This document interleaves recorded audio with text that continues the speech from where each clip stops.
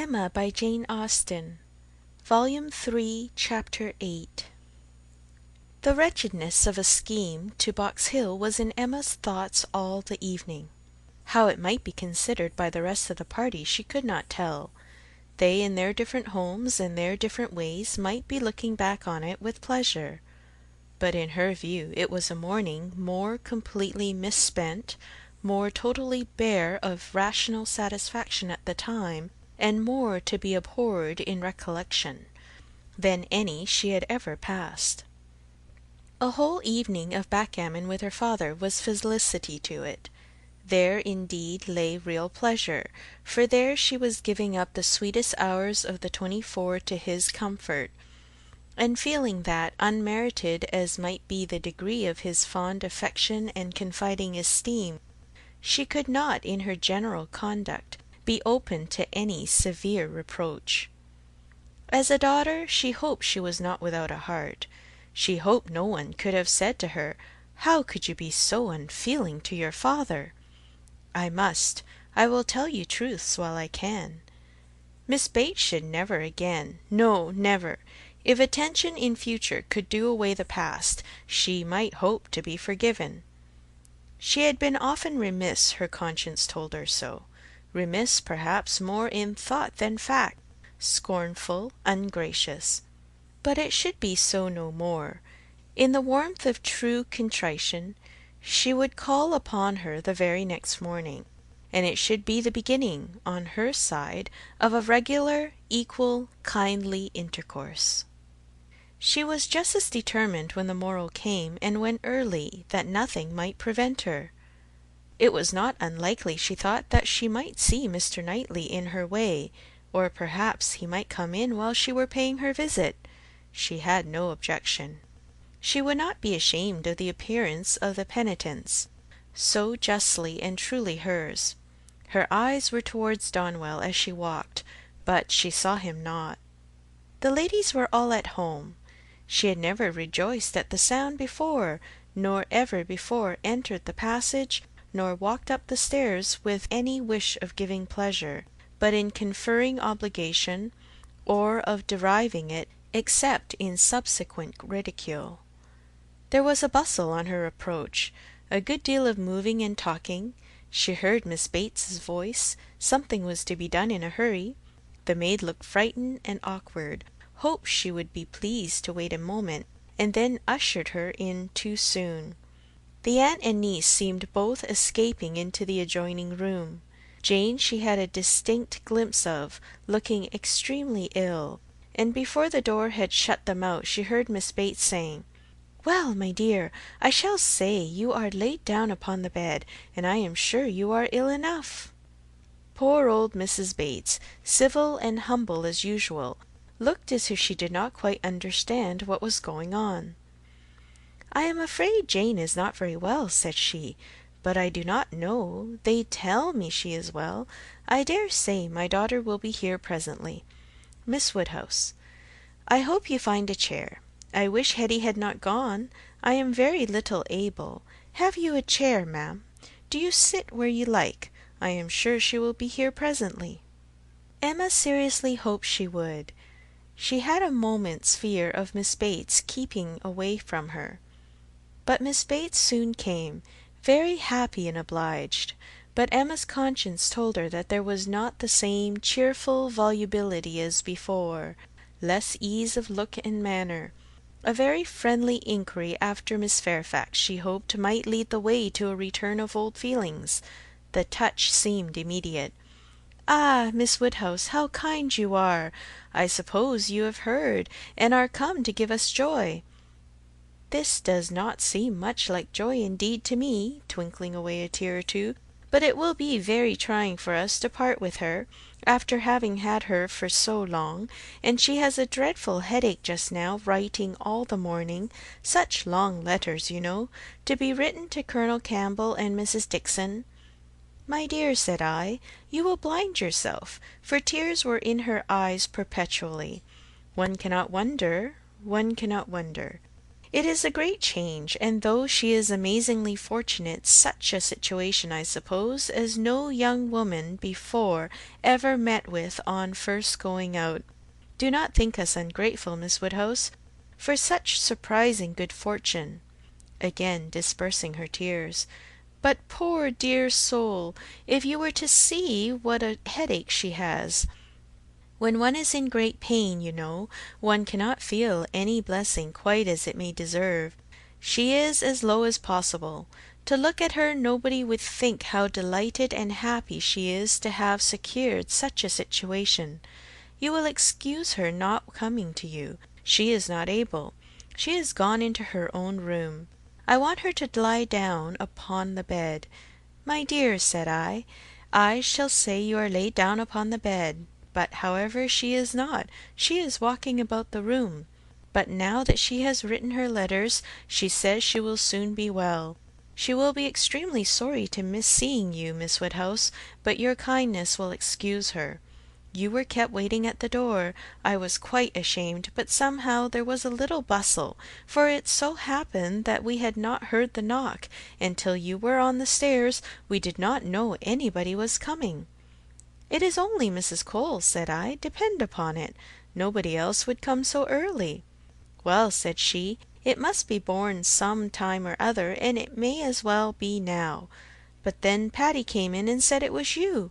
Oh, said I, it is Miss Woodhouse. I am sure you will like to see her. I can see nobody, said she, and up she got, and would go away, and that was what made us keep you waiting, and extremely sorry and ashamed we were. If you must go, my dear, said I, you must, and I will say you are laid down upon the bed. Emma was most sincerely interested. Her heart had been long growing kinder towards Jane, and this picture of her present sufferings acted as a cure of every former ungenerous suspicion, and left her nothing but pity, and the remembrance of the less just and less gentle sensations of the past obliged her to admit that Jane might very naturally resolve on seeing Mrs. Cole or any other steady friend, when she might not bear to see herself. She spoke as she felt, with earnest regret and solicitude, sincerely wishing that the circumstances which she collected from Miss Bates to be now actually determined on, might be as much for Miss Fairfax's advantage and comfort as possible. It must be a severe trial to them all. She had understood it was to be delayed till Colonel Campbell's return. So very kind, replied Miss Bates, but you are always kind. There was no bearing such an always, and to break through her dreadful gratitude, Emma made the direct inquiry of, "Where, may I ask, is Miss Fairfax going?" "To a Mrs. Smallridge, charming woman, most superior, to have the charge of her 3 little girls, delightful children. Impossible that any situation could be more replete with comfort, if we except, perhaps, Mrs. Suckling's own family and Mrs. Bragg's. But Mrs. Smallridge is intimate with both, and in the very same neighbourhood. Lives only 4 miles from Maple Grove. Jane will only be 4 miles from Maple Grove. Mrs. Elton, I suppose, has been the person to whom Miss Fairfax owes?" "Yes, our good Mrs. Elton, the most indefatigable true friend. She would not take a denial. She would not let Jane say no, for when Jane first heard of it, it was the day before yesterday, the very morning we were at Donwell, when Jane first heard of it, she was quite decided against accepting the offer, and for the reasons you mention. Exactly as you say, she had made up her mind to close with nothing till Colonel Campbell's return, and nothing should induce her to enter into any engagement at present. And so she told Mrs. Elton over and over again, and I am sure I had no more idea that she would change her mind. But that good Mrs. Elton, whose judgment never fails her, saw farther than I did. It is not everybody that would have stood out in such a kind way as she did, and refused to take Jane's answer. But she positively declared she would not write any such denial yesterday as Jane wished her. She would wait.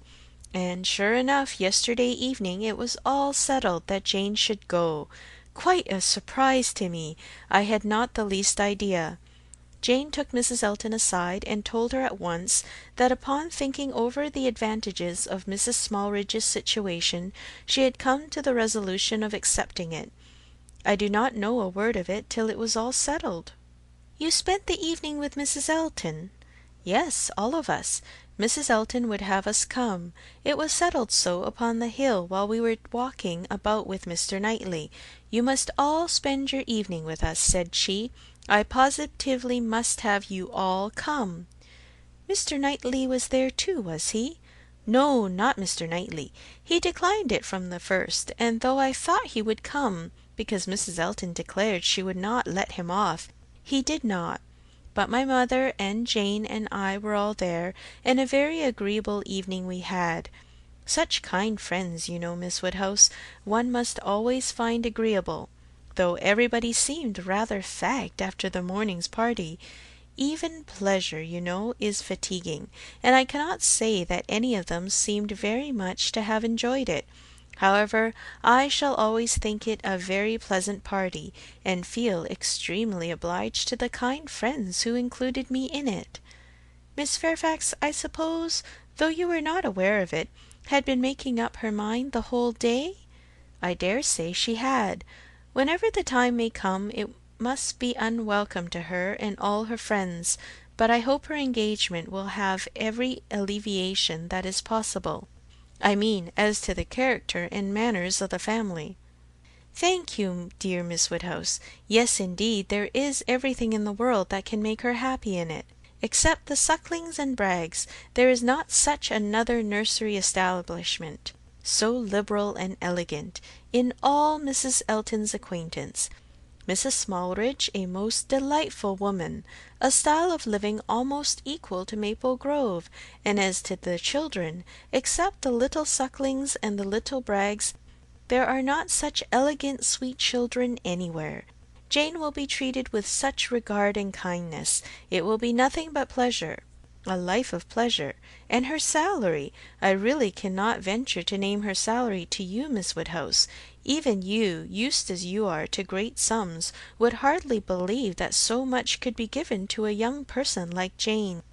Ah, madam, cried Emma, if other children are at all like what I remember to have been myself, I should think 5 times the amount of what I have ever yet heard named as a salary on such occasions, dearly earned. You are so noble in your ideas. And when is Miss Fairfax to leave you? Very soon indeed. That's the worst of it. Within a fortnight. Miss Smallridge is in a great hurry. My poor mother does not know how to bear it. So then I try to put it out of her thoughts, and say, come, ma'am, do not let us think about it any more. Her friends must all be sorry to lose her, and will not Colonel and Mrs. Campbell be sorry to find that she has engaged herself before their return? Yes, Jane says she is sure they will. But yet this is such a situation as she cannot feel herself justified in declining. I was so astonished when she first told me what she had been saying to Mrs. Elton, and when Mrs. Elton at the same moment came congratulating me upon it. It was before tea. Stay, no, it could not be before tea, because we were just going to cards, and yet it was before tea, because I remember thinking, oh, no, now I recollect, now I have it. Something happened before tea, but not that. Mr. Elton was called out of the room before tea. Old John Abdy's son wanted to speak with him. Poor old John! I have a great regard for him. He was clerk to my poor father 27 years, and now, poor old man, he is bedridden and very poorly with the rheumatic gout in his joints. I must go and see him to-day, and so will Jane, I am sure, if she gets out at all. And poor John's son came to talk to Mr. Elton about relief from the parish. He is very well to do himself, you know, being head man at the Crown, ostler, and everything of that sort. But still he cannot keep his father without some help.